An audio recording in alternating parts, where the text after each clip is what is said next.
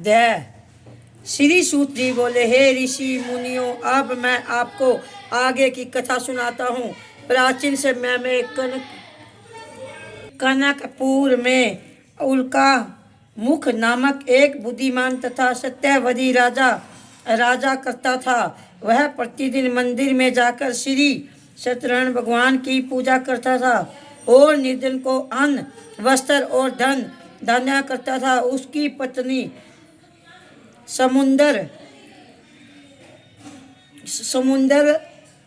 समुद्रा बहुत सुशील थी। वे दोनों हर महीने श्री सत्यनारायण भगवान का व्रत करते थे। श्री सत्यनारायण भगवान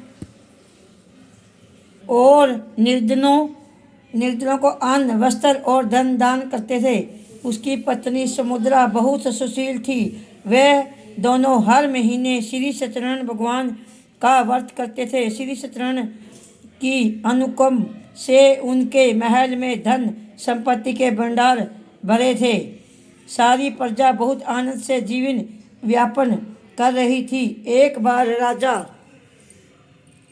और रानी बहुत से लोगों के सुख जब भद्राशाली नदी के किनारे श्री सत्यनारायण भगवान की पूजा कर रहे थे तो नदी के किनारे एक बड़ी नाव आकर ठहरी। उस नाव में एक धनी व्यापारी यात्रा कर रहा था। वह बहुत सा धन देकर अपने नगर को लौट रहा था। उसका सारा धन उस नाव में रखा हुआ था। नाव में उतरकर व्यापारी राजा के समीप पहुंचा।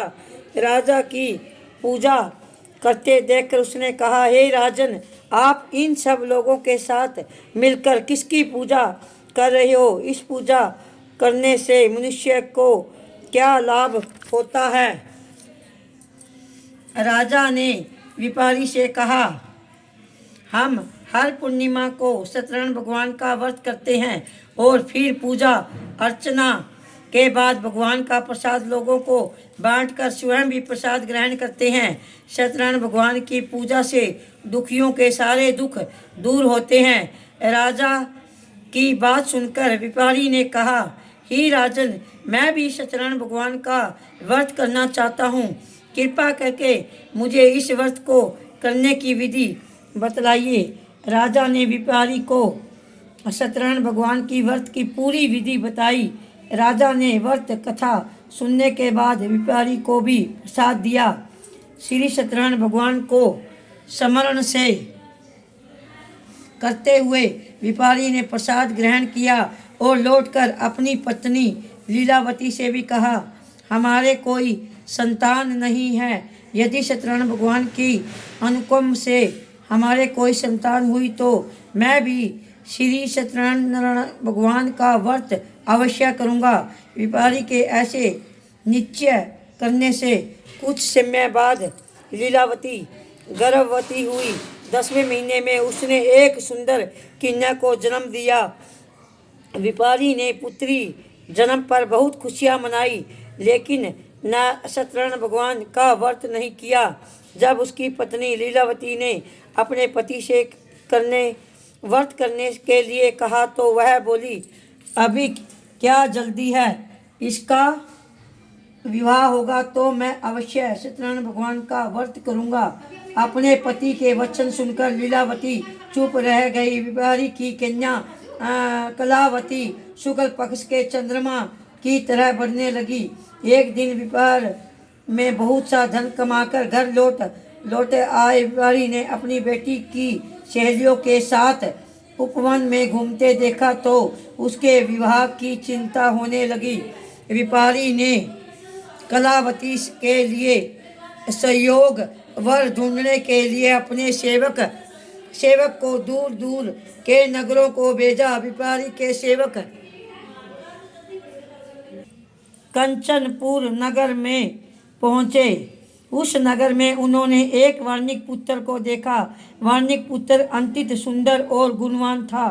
सेवक वापस लौटकर व्यापारी को उस वाणिक पुत्र के बारे में बताया। व्यापारी ने उस सुंदर लड़के को देखकर बहुत प्रसन्न हुआ और कलावती का विवाह बहुत धूमधाम से उसके साथ कर दिया। दहेज में उसने वर्णिक पुत्र को बहुत सा धन दिया। कलावती का विवाह भी हो गया, लेकिन व्यापारी ने भी श्री सत्यनारायण भगवान का व्रत नहीं किया। लीलावती ने अपने पति से कहा, नाथ, अपने कलावती के विवाह पर श्री सत्यनारायण भगवान का व्रत करने का निश्चय किया था, अब आपको व्रत कर लेना चाहिए। पत्नी की बात सुनकर व्यापारी ने कहा, अभी तो मैं अपने दामाद के साथ व्यापार के लिए जा रहा हूँ। व्यापार से लौटने पर श्री सत्यनारायण भगवान का व्रत पूजा अवश्य करूँगा। यह कहकर व्यापारी ने कहीं नाव में सामान भरा और अपने दामाद तथा सेवकों के साथ व्यापार के लिए निकल पड़ा। उसने व्यापारी द्वारा बार बार व्रत का निश्चय करना और फिर व्रत न करने से सत्यनारायण भगवान क्रोधित हो गए और व्यापारी को दंड देने का निश्चय किया। व्यापारी अपने दामाद के साथ रतनपुर में पहुंचकर व्यापार करने लगा। एक दिन कुछ चोर महल में चोरी करके भाग रहे थे। सैनिक उनका पीछा कर रहे थे। भागते हुए चोरों ने सैनिकों से बचने के लिए चोरी का धन अवसर पाकर व्यापारी की नाव में छिपा दिया। चोरों का पीछा करते हुए सैनिक व्यापारी के पास पहुंचे। उन्होंने व्यापारी की नाव की तलाशी ली तो उन्होंने राजा का चोरी किया गया धन मिल गया। तब सैनिक व्यापारी और उसके दामाद को बंदी बनाकर राजा के पास ले गए। राजा ने उन दोनों को बंदी गृह में डाल दिया और उनका सारा धन ले लिया। श्री सत्यनारायण के प्रकोप से उधर लीलावती पर भी मुसीबत का पहाड़ टूट पड़ा। उसके घर में चोरी हो गई और चोर सारा धन चुरा कर ले गए। घर में खाने के लिए अन्न भी नहीं बचा। भूख प्यास से व्याकुल होकर व्यापारी की बेटी कलावती एक ब्राह्मण के घर गई। उस ब्राह्मण के घर में श्री सत्यनारायण भगवान की व्रत कथा हो रही थी। उसने भी वहाँ बैठकर व्रत कथा सुनी और प्रसाद लिया। घर लौटकर कलावती ने अपनी माँ लीलावती को सारी बात बताई। कलावती ने श्री सत्यनारायण भगवान की व्रत कथा की बात सुनकर लीलावती ने भी व्रत करना निश्चय किया। अगले दिन लीलावती ने अपने परिवार और आसपास के लोगों के साथ श्री सत्यनारायण भगवान की पूजा की। पूजा के बाद उसको प्रसाद बांटकर स्वयं भी प्रसाद ग्रहण किया। लीलावती ने अपने पति और दामाद के घर लौट आने का मनोकामना की। श्री के सत्यनारायण भगवान के व्रत किया। लीलावती के विधि पूर्वक व्रत करने और प्रसाद ग्रहण करने से ही श्री सत्यनारायण भगवान ने प्रसन्न होकर उसकी मनोकामना पूरी की।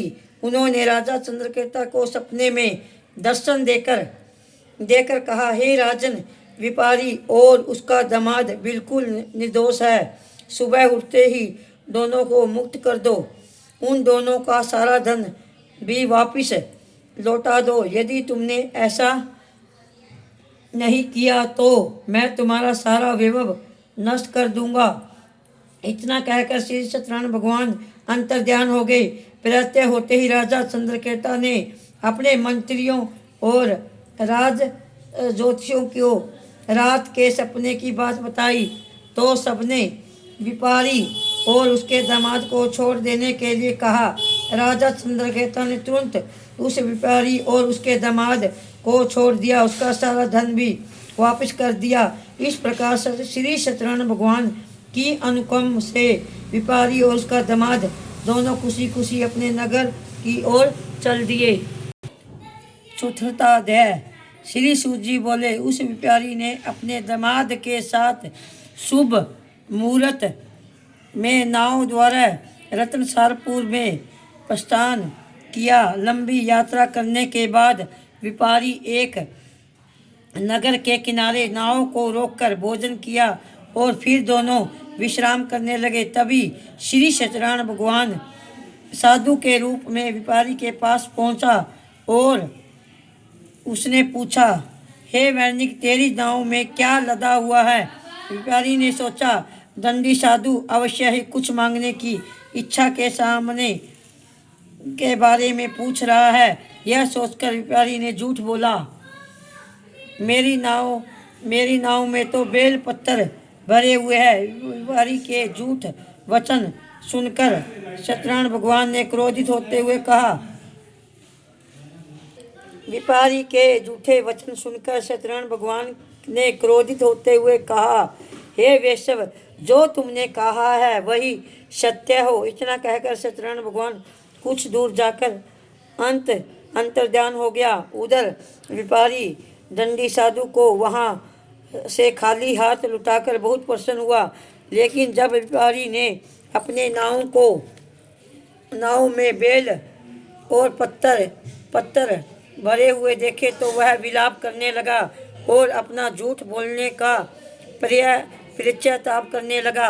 रोते रोते व्यापारी मूर्छित हो गया। कुछ देर बाद जब उसकी मूर्छा नष्ट हो गई तो उसके दामाद ने कहा, आप दुखी मत होइए, यह सब उस दंडी साधु के श्राप के कारण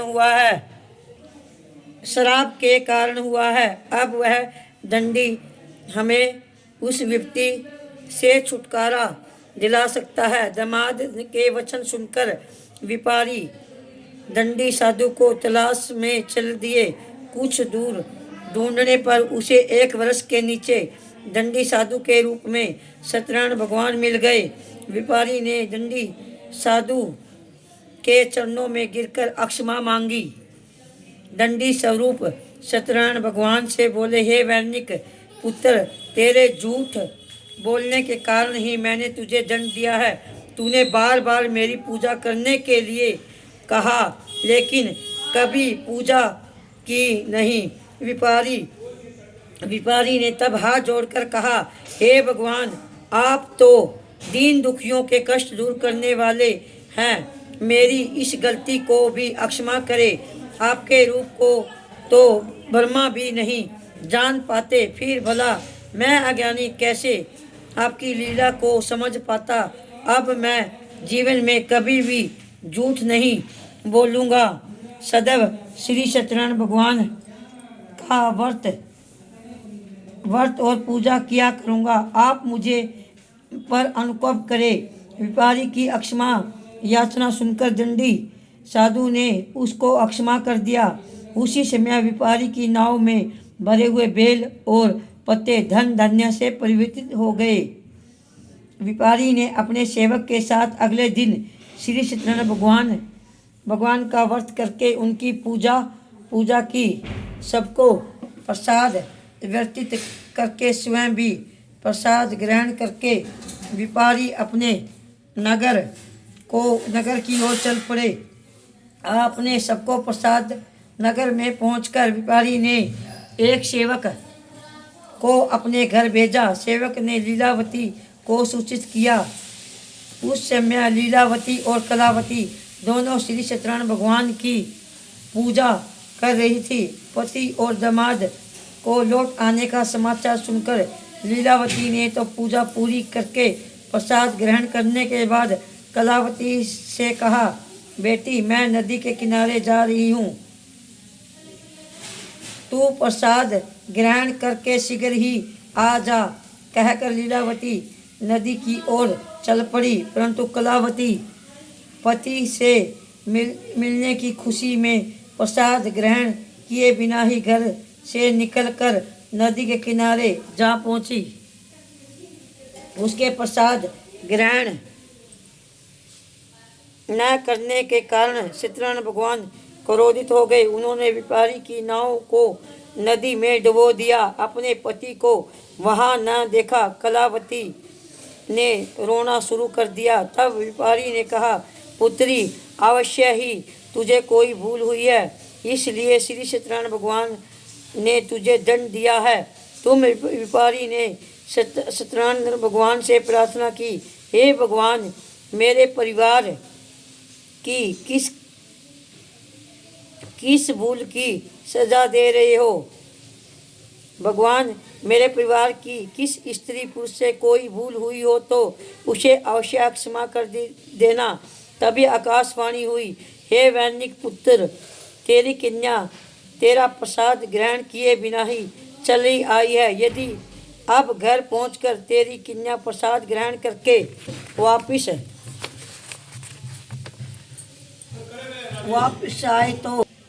आए तो उसे पति के दर्शन हो गए।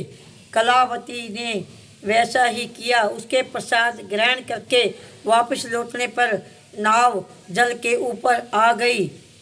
दामाद भी सुरक्षित नदी से निकल आया और घर लौटकर व्यापारी ने अपने परिवार के साथ मिलकर विधि अनुसार श्री सत्यनारायण भगवान की पूजा की। उसकी सभी इच्छा पूरी हुई। 5वां अध्याय। श्री सूत जी बोले, हे ऋषि मुनियों, मैं और भी कथा सुनाता हूँ। कौशलपुर में एक राजा था। दरगज प्रजा उसकी छत्र छाया में आनंद पूर्वक रह रही थी। राजा दरगज अपनी प्रजा से सुख दुख का बहुत ध्यान रखता था, लेकिन एक बार उसने सत्यनारायण भगवान का प्रसाद ग्रहण नहीं किया। तभी सभी को चिंताओं से मुक्त करके धन संपत्ति से भंडार भरकर प्राणियों का जीवन के सभी सुख देने वाले श्री सत्यनारायण भगवान ने राजा को प्रसाद ग्रहण न करने का दंड दिया। एक दिन राजा दरगज दवज्या जंगल में हिंसक पशुओं का शिकार करने निकला था। शिकार का पीछा करते हुए वह अपने सैनिक से अलग हो गया और देर तक हिंसक जानवरों का शिकार किया। अंत कुछ देर विश्राम करने के लिए वह एक वृक्ष के नीचे बैठ गया। समीप ही कुछ चरवाहा ने श्री सत्यनारायण भगवान की पूजा कर रहे थे। राजा ने उनके पास से गुजरते हुए सत्यनारायण भगवान को नमस्कार नहीं किया। चारावाह ने राजा को पूजा के बाद प्रसाद दिया तो राजा ने प्रसाद भी ग्रहण नहीं किया और घोड़े पर सवार होकर अपने राजा को पूजा के बाद प्रसाद दिया तो राजा ने प्रसाद भी ग्रहण नहीं किया और घोड़े पर सवार होकर अपने राजा नगर की ओर चल दिए। राजा जब नगर में पहुंचा तो देखा कि उसका सारा वैभव नष्ट हो गया है। श्री सत्यनारायण के प्रकोप से राजा निर्धन हो गया। तब राजा ज्योतिषी ने राजा से कहा, महाराज, आपने अवश्य ही कोई भूल हुई है। अगर आप उस भूल का पश्चाताप कर ले तो सब कुछ पहले जैसे हो जाएगा। राजा को तुरंत अपनी भूल का स्मरण हुआ आया। अंत मंदिर में जाकर राजा ने श्री सत्यनारायण भगवान से क्षमा मांगी और उनकी पूजा की। पूजा के बाद प्रसाद ग्रहण करने से सत्यनारायण भगवान की अनुग्रह से चमत्कार हुआ। राजा को खोआ वैभव पुण्य लौट आया। श्री सत्यनारायण भगवान की अनुग्रह से जीवन के सभी सुखों को भोग करते हुए अंत में राजा मोक्ष को प्राप्त हुआ। श्री सत्यनारायण भगवान के व्रत पूजा को जो भी मनुष्य करता है उसके सभी दुख चिंताएं नष्ट होती है। सभी मनोकामना को प्राप्त करके मनुष्य मोक्ष को प्राप्त करके सीधे वैकुंठ धाम को जाता है। श्री सूत जी ने कुछ पल रोककर कहा, हे श्रेष्ठ मुनियों, श्री सत्यनारायण भगवान के व्रत को पूर्व जन्म में जिन लोगों ने किया है उन्हें दूसरे जन्म से भी सभी तरह के सुख प्राप्त हुए हैं। बूढ़ा संतनंद ब्राह्मण ने पूर्व जन्म में सत्यनारायण का विधिवत व्रत किया तो दूसरे जन्म में सुदामा के रूप में भगवान की पूजा करते हुए अंत में मोक्ष को प्राप्त करके पैकुंठ धाम को चला गया। उल्का मुख राजा अगले जन्म में राजा दशरथ के रूप में मोक्ष को प्राप्त करके पैकुंठ को गए। विपारी ने मोर ध्वज के रूप में जन्म लिया और अपने पुत्र की ओर से चीर कर भगवान की अनुकंप से पैकुंठ को प्राप्त किया। राजा दर्गज ने अगले जन्म में मनु के रूप में जन्म लेके सदकर्म करते हुए मोक्ष की प्राप्त करके पैकुंठ धाम को चले गए। हे ऋषियों मुनियों, श्री सत्यनारायण भगवान का व्रत और पूजा मनुष्य को सभी चिंताओं से मुक्त करके अंत में मुक्ति पाकर मोक्ष प्रदान करता है। बोल सत्यनारायण भगवान की जय, विष्णु भगवान की जय।